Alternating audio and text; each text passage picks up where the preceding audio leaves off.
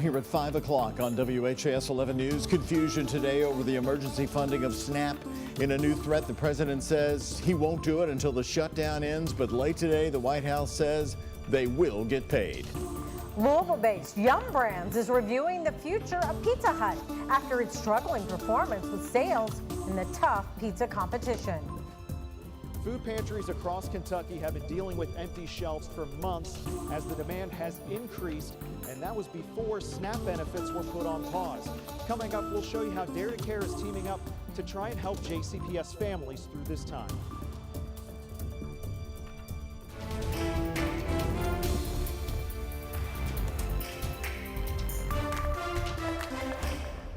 This vote, the yeas are 54, the nays are 44. 3/5 of the Senate duly chosen and sworn, and not having voted in the affirmative, the motion is not agreed to. There you have it, the scene in Washington, another failed vote in the Senate just hours ago. That means the government shutdown will, of course, continue at least another day. As has been the case, Republican Senator from Kentucky Rand Paul was the lone Republican to vote against the bill again. 2 Democratic senators and 1 independent voted for it today. Well, the no vote all but guarantees the shutdown will now become the longest in U.S. history. Today marks 35 days, tying it with the record. Hello, everybody, and thank you for joining us. I'm Doug Proffitt. And I'm Connie Leonard. And just before 4 o'clock, the White House clarified it would follow through on plans to partially fund critical food aid during the government shutdown. Now, it comes just hours after the president posted on Truth Social. And here's a look at that post where the president said SNAP benefits would be given only when those radical left Democrats open up the government, which they can easily do, and not before. Hours later, the White House press secretary Caroline Leavitt told reporters she had spoken with Donald Trump and said the administration would be fully complying with that court order to keep some of the benefits partially flowing. Now, Kentucky Governor Andy Beshear responding this morning on social media saying partially funding SNAP isn't good enough. On this foggy morning, I'm thinking about the millions of Americans that are going hungry and how the Trump administration can stop it. The Trump administration is the first presidential administration that has not fully funded SNAP in a government shutdown. This president, who has bent and broken all the rules, claimed that his lawyers told him he couldn't do it, even though the USDA's website said he could.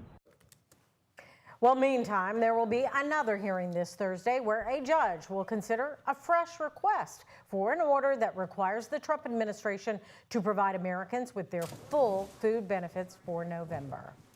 An estimated 600,000 Kentuckians receive SNAP benefits, 84,000 people in Louisville alone, families who are waiting for a decision. And this comes as food banks across the state struggle to keep shelves stocked for several months already. WHAS 11's Conroy DeLuce is showing you how Louisville's school district is trying to rally support. Conroy? Doug, Connie, JCPS Superintendent Dr. Brian Yearwood says around 60% of district students are in families that qualify for food assistance. JCPS already provides 100,000 meals a day during school hours. So now they're teaming up with Dare to Care to try and help families struggling to put food on the dinner table. For us, hunger is heartbreaking. Food banks are seeing an increase in need. We normally see anywhere from 25 to 40 families a day. Yesterday, we saw 117 families. JCPS Superintendent Dr. Brian Yearwood. Our students are hurting. Worries about those concerned when their next meal outside of school is coming. And especially when they come in on a Monday morning for that free breakfast. You can see they're making up for lost time. With federal food funds on hold, JCPS and Dare to Care are stepping in to try and fill the gap. But we need the private sector, we need the public sector, we need all hands on deck.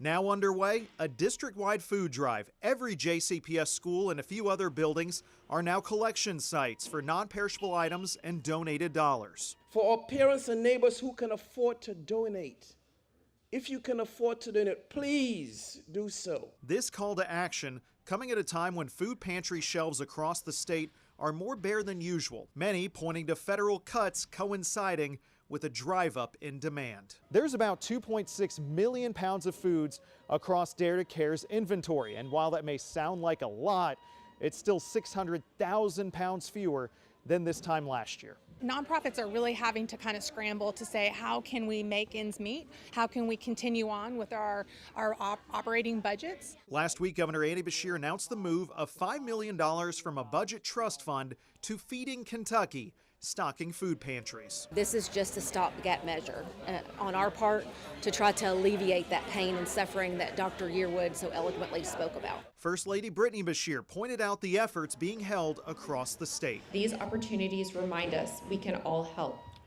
Every action can and will make a difference. Action in Kentucky as families wait for an end to the shutdown stalemate in Washington. Lieutenant Governor Jacqueline Coleman was also at today's announcement. Now, the JCPS and Dare to Care food drive is underway already, and among the top 10 most needed items are soup, canned fruit, rice, peanut butter, and canned vegetables. With Chief O journalist Philip Morell, Conroy Deluche, WHAS11 on your side. Conroy, thank you. As for other federal benefits, the Trump administration says it's shifting $450 million in unused tariff revenue to keep the Women, Infants, and Children Food Assistance Program, better known as WIC, afloat in November. That's according to the National WIC Association. WIC helps people buy infant formula, cheese, bread, fruits, vegetables, and other important staples while providing breastfeeding and nutrition support. The latest funds may cover about 3 weeks of benefits for the nearly 7 million pregnant women, new mothers, and young children who use the WIC program. And we know right now that many families are struggling to put food on the table. So together we can help. WHS11 and Dare to Care are teaming up also next Wednesday, November 12th, for a telethon to fight hunger. And you can call in to donate from 5 a.m. until 7 p.m. and your donations will feed families right here in Kentuckiana. Going to be a big day that day. We hope you put that on your calendar. And our outreach here at WHAS 11 continues with what you're seeing on your screen. If you want to help before then and you're interested in donating to a local food bank, we've got an important guide for you on our website at the moment. To get it, just text the words food pantry to us, the number on your screen, 502-582-7290. Again, text only. We'll send you an immediate link back with a list of all the food pantries right across Kentuckiana.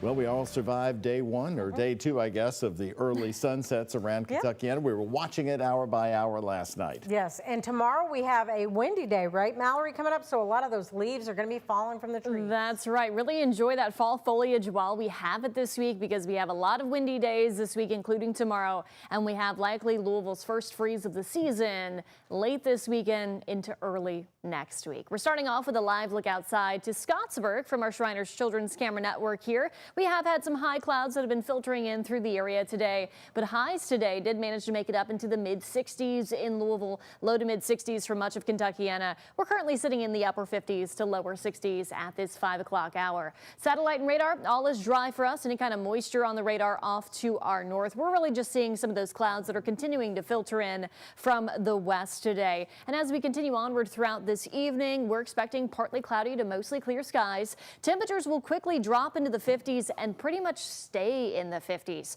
through tonight. We will have more of a breeze that keeps the air mixed, brings in some warmer temperatures for us for the day tomorrow. We'll have a few clouds in and out as well. So the bus stop tomorrow morning, not nearly as cold as it's been this week. We're not talking 30s. We're talking upper 40s and lower 50s to start the day tomorrow. Sunny skies by the afternoon, a high right around 70 degrees. Does come with a little bit of a catch. We will have some gusty winds, those winds gusting up to around 30 miles per hour for your Wednesday. We're tracking rain returning by Friday. More details on that in our 7-day forecast.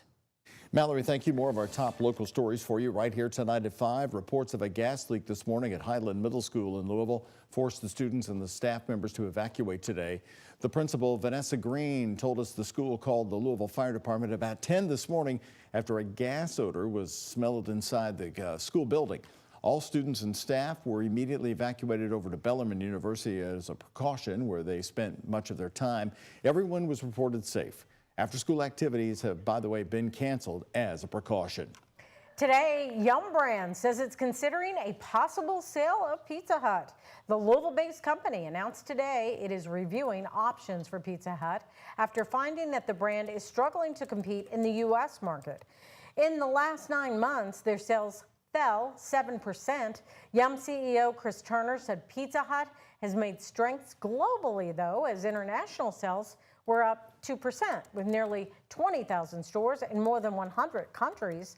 Right now, no timeline has been set for the review. And this comes after an announcement in February where Yum Brands said it was moving KFC's headquarters from Louisville to Plano, Texas, saying the move would help bring employees together and strengthen collaboration. About 100 local jobs were affected, but Yum's main headquarters and the KFC Foundation are moving to the PNC Tower in downtown Louisville. Right here tonight, a New Albany police officer was in court today facing 2 more misdemeanor charges. Sergeant Chad Armenta has been on unpaid leave since May of 2024 when he was charged with several felonies. Last year, Armenta was charged with official misconduct, stalking, and criminal trespassing. He allegedly showed up to his ex-girlfriend's house uninvited and asked another officer to track her phone. Armenta has pleaded not guilty, and he's scheduled for trial the first week of December. Armenta was in court today for 2 additional misdemeanor charges that happened this year. In court documents, investigators say Armenta used an ex-girlfriend's debit card at Sam's Club without her permission and sent an intimate photograph to a woman to a friend, also without permission. During testimony today, we learned Armenta did pay the woman back after the Sam's Club purchase. The state argued that his bond should be revoked. Mr. Armenta needs to understand that his actions for victimizing women are unacceptable. I don't know anything in that theft count or from the evidence that you heard from the witness sitting here today that indicates that he's a danger to her. Our cameras in the courtroom today there. The judge raised Armenta's bond to $5,000 but did not revoke it. Police Chief Todd Bailey says he remains on unpaid leave. The Police Merit Commission has made no ruling on Armenta's employment status. A former fire chief accused of stealing public funds pleads guilty to criminal charges. John Skaggs, who once served as chief of the Rolling Fork Volunteer Fire Department in Nelson County, is charged with abuse of public trust, official misconduct, and theft. According to court documents, a grand jury decided that Skaggs used a taxpayer-funded gas card to buy gas for his personal vehicles. He was also accused of stealing money from the city of New Haven. Skaggs is sentenced to 5 years of diversion and must now pay back just under $1,000 plus a 5% collection fee. In Meade County, they broke ground today on the new animal shelter in Brandenburg. The modern 6,000 square foot facility promises a safe and compassionate environment for the animals while also offering adoption programs, volunteer opportunities, and education initiatives for the community. While the project in Meade County is publicly funded, Meade County's fiscal court says you can always donate to help them out in the shelter and the furry friends in their care. There's no official opening date yet for the shelter.